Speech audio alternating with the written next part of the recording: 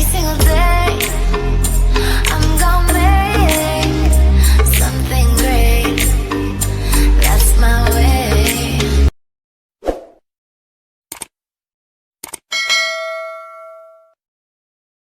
Guys, welcome to my YouTube channel, Diary of TB. My name is Tia. If you like the video, you could like the video. If you don't like the video, you could dislike the video. Please share, comment, and subscribe my channel. Jadi gini guys, gue mau review makanan lagi. Cuman ini makanan yang mungkin bisa dibilang sehat ya untuk beberapa tipe menu diet. Tipe diet diet.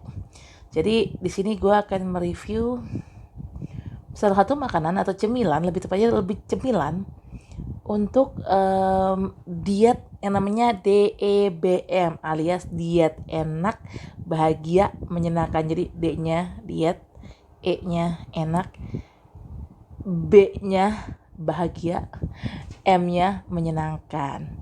Nah, ini lebih sedikit mirip dengan diet keto, sedikit ya gue bilang, tapi nggak sama persis. Jadi kalau ketogenik itu diet yang memang ada beberapa makanan. Jadi gini, untuk diet standar kan kayak makanan berlemak tinggi kayak misalnya daging merah, terus apalagi ya kayak susu, keju, itu kalau bisa dihindari. Ya nggak dihindari banget sih, maksudnya dalam arti dikurangi. Nah, kalau diet keto itu justru malah kebalikan. Dia itu harus memakan protein yang memakan lemak yang tinggi, which is like steak, apalagi ya, steak, keju mungkin ya, susu gitu loh. Tapi lebih tepatnya gue sih memang kurang paham banget ya soal diet keto, tapi yang gue lihat dari pola makan temen gue yang memang menjalani keto diet tuh, itu diet keto tuh lebih kayak ada beberapa makanan yang memang dihindari seperti nasi. Mereka menghindari nasi kalau nggak salah ya, menghindari karbo lebih tepatnya. Jadi kalau sebagai pengganti nasi mereka biasanya suka ganti pakai shirataki. Nah, untuk tapi yang jelas mereka itu makan memang makanan yang memang protein tinggi, bukan protein, lemak tinggi gitu, kayak ya itu seperti gue bilang tadi, kayak jadi nggak ada tuh istilah low fatan, nggak ada tuh. Ya itu kayak mereka makan steak, which is kan steak itu kan daging merah ya yang mengandung kolesterol ya kalau gue bilang, karena gue sendiri tipikal orang yang menghindari daging merah. Ya suka sih makan, tapi sangat mengurangi banget konsumsi daging merah. Dalam 1 tahun gue bisa gue dalam 1 tahun bisa mengkonsumsi daging merah hanya sekitar 2 kali, 3 kali, 4 kali lah, pokoknya nggak nyampe 10 kali dalam 1 tahun ya. 1 tahun bukan 1 bulan. Nah, itu si siapa, kalau si keto itu malah mengharuskan makan di daging gitu loh, daging merah yang banyak, mungkin dalam jumlah besar, karena mereka makannya kan nggak pakai karbo ya, nggak pakai nasi. Kalau kentang gue nggak tahu ya keto menghindari kentang atau enggak, tapi yang jelas menghindari nasi gue tahu, karena teman gue yang keto itu tidak makan nasi tapi diganti pakai shirataki. Nah, shirataki itu kayak sejenis apa ya, kayak sejenis, bisa dibilang kayak nasi ya, bukan nasi, kayak apa sih, kayak mie bihun kali ya, bentuknya tuh panjang tipis gitu, dan itu mungkin terbuat dari kayak konnyaku atau apa gitu, kayak jelly gitu loh. Itu adalah shirataki itu sebenarnya bukan mie bener, bukan nasi juga, tapi kayak semacam jelly gitulah, atau konnyaku atau whatever semacam itulah, terbuat dari sejenis itu. Nah, itu makanya pakai shirataki kan, diganti karbonya tuh diganti pakai shirataki. Dan yaitu yang penting mereka tuh makan daging yang memang proteinnya lemak tinggi lah jatuhnya ya, yang gue lihat sih seperti itu. Nah, kalau diet DEBM ini yang diet enak, bahagia, menyenangkan ini ya hampir sama dengan diet keto, cuman di sini lebih ditekankan untuk protein hewani. Jadi kalau diet keto kan masih ada makan yang memang pengganti karbo, kayak misalnya yang gue bilang tadi kan, apa namanya, shirataki, karbo diganti shirataki gitu kan. Nah kalau si DEBM ini nih lebih kayak inti dari dietnya itu adalah yang gue cek di Mbah Google sih, karena gue tidak menjalani diet keto ataupun tidak menjalani diet DEBM itu. Diet DEBM itu yang gue lihat definisinya di Google itu lebih kayak mereka lebih menitik beratkan pada protein hewani. Nah gitu loh gengs. Nah gue memang termasuk di sini ya, kayak protein hewani itu lebih kayak ya susu, daging, terus juga olahan dari protein hewani kayak keju, mentega gitu loh, ya butter gitu, kayak mentega butter sama aja sih, atau kayak apa ya, yogurt mungkin ya. Nah kalau gue pribadi itu sih gue lebih ke diet yang gue lakukan tuh lebih kayak vegetarian ya, antara vegetarian atau vegan deh. Kalau vegan itu sama sekali nggak makan hewani, nggak makan apa ya, nggak makan hasil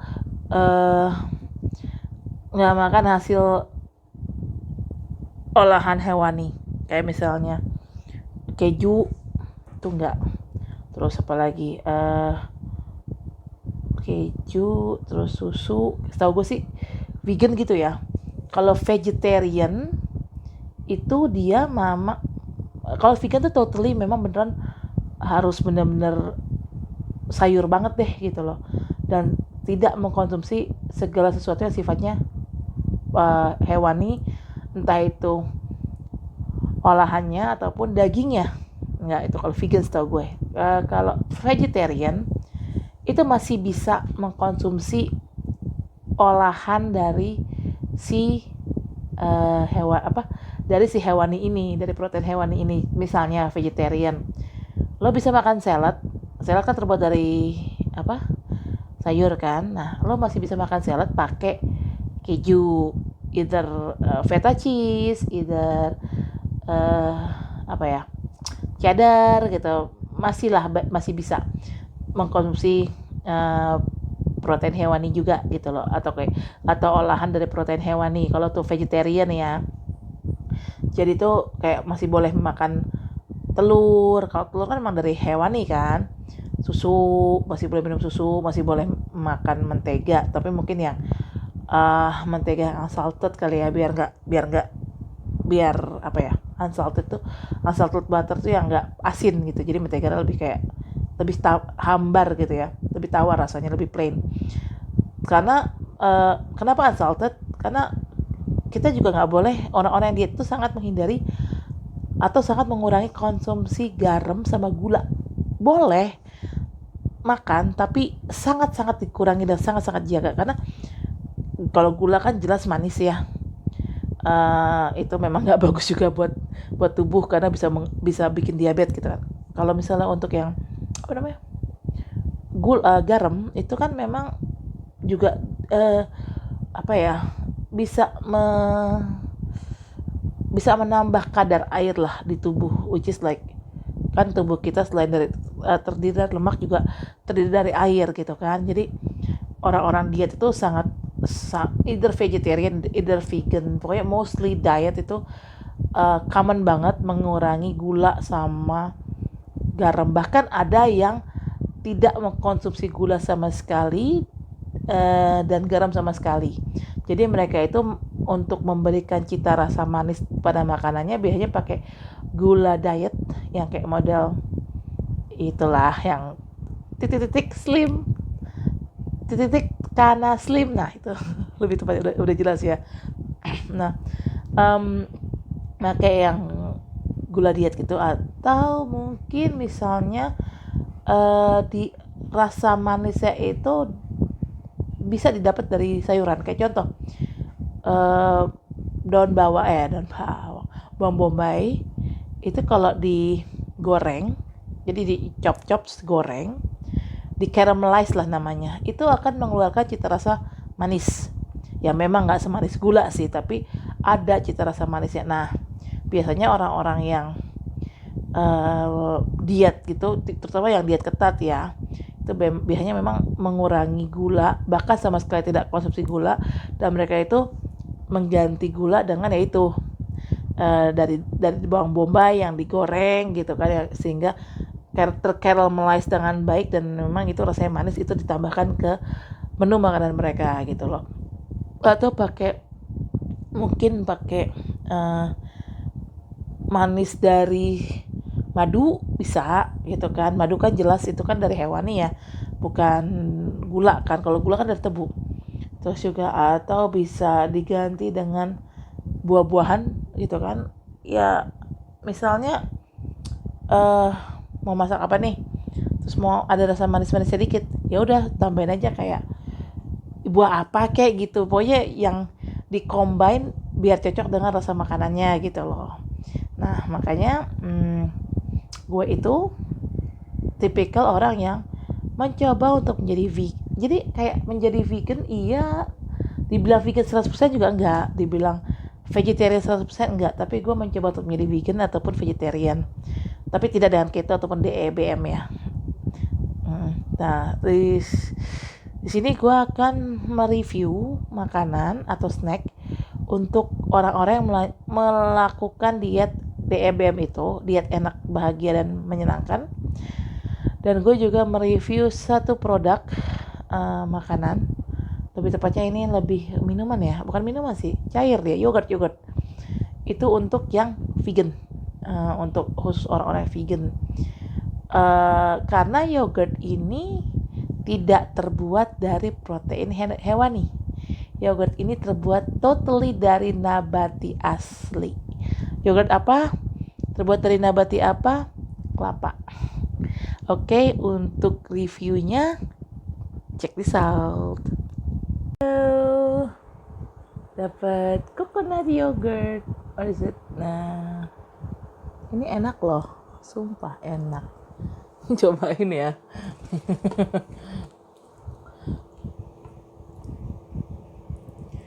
This is yum. Seriously yum. Yum.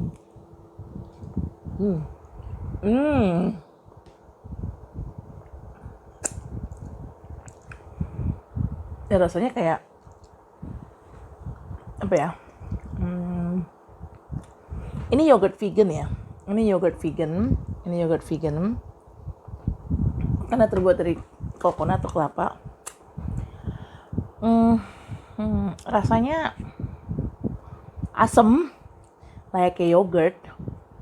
Cuman ada hint kelapanya gitu loh, ada hint taste of the coconut. Ini sih enak banget ya kalau menurut gue, selain sehat. Terus juga selain sehat, terus juga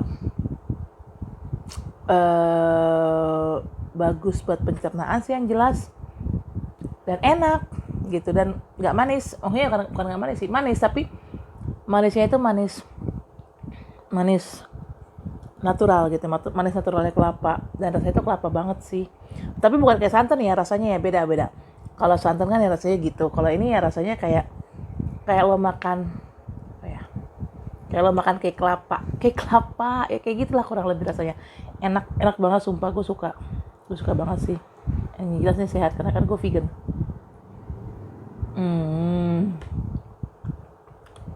But at least I try to be a vegan. Gitu lah guys. Harus coba banget. Karena ini gue bukan endorse ya. Ini gue pure nge-review si coconut yogurt ini. Karena setahu gue kan kalau yogurt lainnya kan ini ya common lah, very common rasanya ya. Paling kalau yogurt lain kan rasanya tuh, yogurt merek lain tuh kan paling standarnya tuh rasanya kayak strawberry, blueberry, apalagi peach gitu kan, banana atau apalah gitu loh. Kalau ini Yogurtnya itu memang yogurt kelapa dan memang nggak ada kemasan kecil, dia kayak satu kemasan doang deh, yang 500 gram, setengah kilo ya, kurang lebih 500 gram. Ini gue belinya di salah satu e-commerce, di Tokped ada, di blibli.com kalau nggak salah ada, di Shopee ada. Harganya beda-beda ya, beda reseller, beda harga. Ada yang jual 85.000, ada yang jual 80.000, ada yang jual 75, ada yang jual 70, ya kisaran antara 70 sampai 85 lah kurang lebih. Ini tapi pengirimannya, karena ini yogurt nih, pengirimannya pakai Grab atau GoSend ya. Itu bisa instan, bisa same day. Tapi kalau instan kan mahal ya, karena kan ini gue kalau nggak salah tuh dari Jakarta Utara pengirimannya, jadi agak mahal. Jadi kalau pakai instan mahal, gue pakai same day gitu. Cuman cukup cepet sih. Gue pesen tadi jam 2, terus jam 2 pesen, terus setelah itu langsung dikirim gitu loh. Gue bayar, dikirim gitu sih gengs. Ini sumpah enak banget dan sehat banget buat nyemil, apalagi kalau ditambah ini nih ditambahin cornflakes atau granola atau apa, muesli ya, kayak gitulah, makanan sehat kayak gitu, atau oat gitu ya. Ini lebih mantep lagi. Atau ditambahin buah kering juga, jadi tambahin granola atau ditambahin cornflake terus dikasih buah kering juga, itu mantep, yang pasti enak dan sehat. Oke guys, satu lagi, itu bukan endorse, itu memang beli, lebih tepatnya ada yang mesenin gue sih, ada yang orderin gue, ada yang ngasih ke gue terus langsung dikirim ke gue. Itu enak banget rasanya tuh. Setelah gue coba-coba dan setelah gue coba inget-inget, rasanya tuh kayak kolak. Nah, rasanya tuh kayak kolak, kayak kuahnya kolak pisang. Kan kuahnya kolak pisang tuh ada rasa-rasa santan, dan karena kan kolak pisang itu kan coklatnya pakai gula aren kan, ya kan gula aren kan juga dari kelapa juga kan. Nah, ini rasanya bener kayak kolak, kayak kuahnya kolak pisang, tapi agak sedikit asam karena ini yogurt gitu kan. Jadi yang jelas ini sehat karena mengandung probiotik kan gitu. Guys, ini saya mau review cemilannya orang-orang yang melakukan diet keto ya. Ini namanya DEBM, mereknya DEBM. Ini adalah cheese atau keju yang dipanggang terus dikasih, ini kebetulan yang rasa pedas, jadi dikasih cabai kali ya, sama bubuk wijen. Kita cobain ya. Oke. Cobain ya guys, snacknya orang diet keto nih sih. Keju panggang ini, keju panggang pedas pakai wijen. Sebenarnya gue dibilang diet, gue melakukan diet keto juga enggak sih, cuman gue kepo aja, keto dan kepo. Gue kepo tentang rasa dari keju panggang ini, makanya gue beli gitu loh guys. Kita cobain ya rasanya ya. Keju panggang ini katanya terbuat dari keju asli tanpa campuran terigu atau apapun, dikasih bubuk-bubuk pedas gitu sama wijen. Kita cobain ya.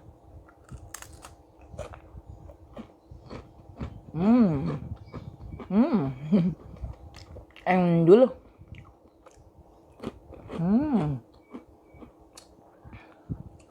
emang beneran dari keju sih. Kejunya tuh nggak terasa, karena emang dia nggak ada campuran apapun, nggak ada campuran terigu atau apapun. Keju terasa, nggak terasa. Kan dibilangnya pedas, pedasnya nggak ada rasa pedas sama sekali. Tastes so good.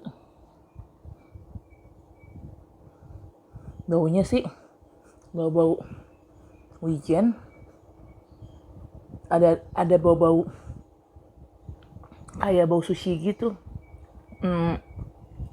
Apa sih ini, soyu ya, yang kecap asin yang buat sushi itu, yang rasanya agak-agak fishy atau agak amis gitu, tapi definitely is good sih tuh wijennya.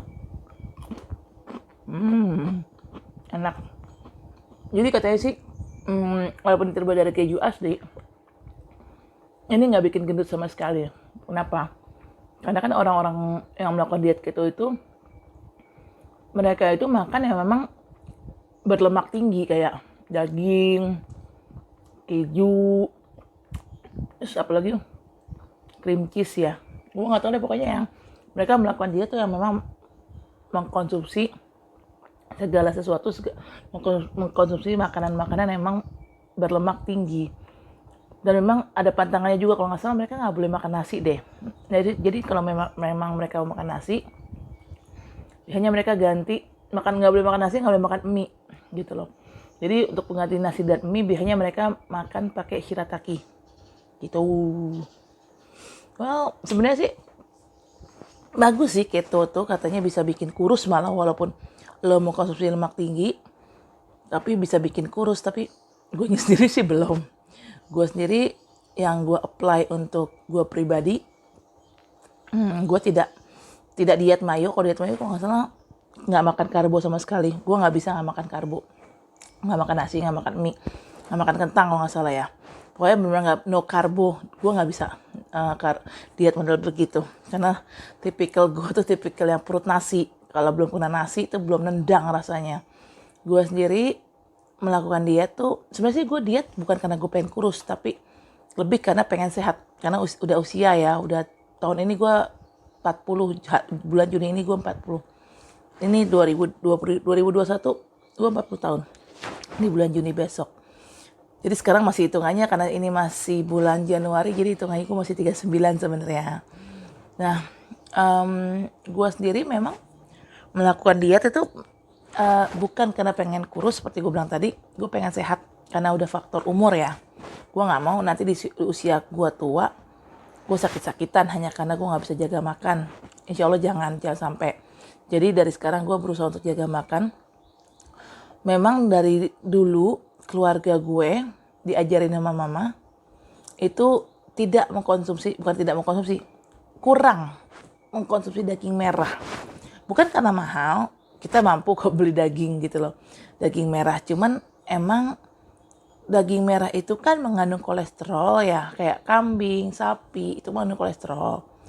Jadi kita memang, dan kolesterol itu kan pasti jahat ya buat jantung dan segala macamnya gitu kan. Jadi kita memang lebih menjaga itu. Jadi kita bukannya nggak makan sama sekali, ada makan daging merah, cuman mengurangi. Gue pribadi semenjak mama meninggal, gue pribadi mengkonsumsi daging merah itu dalam 1 tahun bukan 1 bulan. Dalam 1 tahun tuh gue hanya makan sekitar ya sekali, 2 kali, 3 kali. Pokoknya nggak nyampe 10 kali gue konsumsi daging merah dalam 1 tahun. 1 tahun bukan 1 bulan. Ya kecuali kalau gue lagi jajan burger. Tapi gue jajan burger juga kayak McD, Carl's Jr. atau apapun itu. Kalau memang ada pilihan veggie burger atau vegetarian burger, gue akan lebih pilih vegetarian burger daripada beli burger yang beef. Dan yang chicken pun gue kurang suka. Kalau untuk burger, gue pilih kalau nggak veggie burger atau vegetarian burger atau yang beef sekalian. Kalau yang chicken sebenarnya bisa sih gue pesan, tapi bagi gue sih kurang matching aja.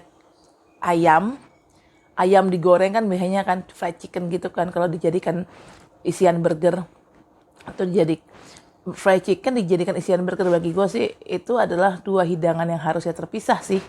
Tapi kalau dijadikan satu kok kayaknya enggak deh gitu. Jadi itu pun gue juga jajan burger juga setahun juga belum tentu sering-sering, paling setahun sekali, setahun 2 kali gitu. Terus apa lagi ya? Gue makan tuh daging putih. Lebih seringnya sih daging ayam, kadang ikan. Tapi kalau ikan jujur, gue kan masak sendiri ya. Ngolah ikan itu gue agak geli sih, karena kan ikan itu kan kulitnya kan ya gitulah bersisik dan agak-agak berlendir gitu kan. Jadi gue agak geli kalau harus ngolah sendiri gitu loh. Kalau si ikan ini kan, ikan kan diolah pasti kan harus dibersihin dulu kan. Nggak mungkin langsung diolah gitu aja. Kecuali kalau ikan file ya, di file oke lah. Tapi kalau ikan masih ada kepalanya, kulitnya, nggak mau gue. Makanya agak geli sih gue megangnya saat ngebersihinnya itu. Jadi gue sangat-sangat jarang makan ikan, kecuali beli ya, beli dalam arti berbentuk file atau berbentuk ikan udah jadi atau ikan matengan, ya nggak apa-apa. Tapi kalau masak ikan seumur umur gue belum pernah gitu. Ini lebih sering ayam pun gue makan ayam itu sebulan 1 ekor, only 1 ekor, sebulan sekali 1 ekor doang. Jadi nggak tiap hari gue makan ayam gitu loh.